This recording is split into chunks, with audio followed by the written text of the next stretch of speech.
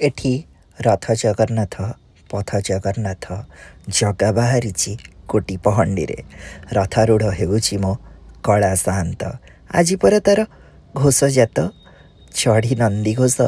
नासी बसे पतित मानू पतित पावन स्वरूप आज आम साई विहार जगन्नाथ मंदिर रे भी एमिति हेइथिला जगार रथ यात्रा जगा कोटी पहंडी रे आसी हेला रथारूढ़ एबे एठी घंट खोलताल सहित चली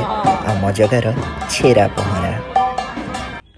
जगारे शास्त्र कहे रथे वामनम दृष्टा पुनर्जन्म न विद्यते थरे तते रथरे देखिदेले आउ पुनर्जन्म नहीं कोटी पापर क्षय मोक्ष प्राप्ति जीवन धन्य आज आखि पूरे तते देखिदेला बेलू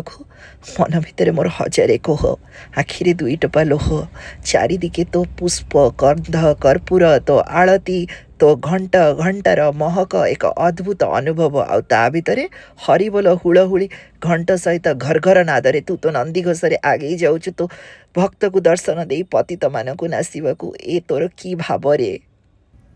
हे कलामाणिक हे नीलमणि हे मो धनमाड़ी तोते मोर एतिकी निवेदन ए घटरे जीव थिबा जाए प्रतिवर्ष तो रथे टिके मते देउथिबु प्रभु दर्शन।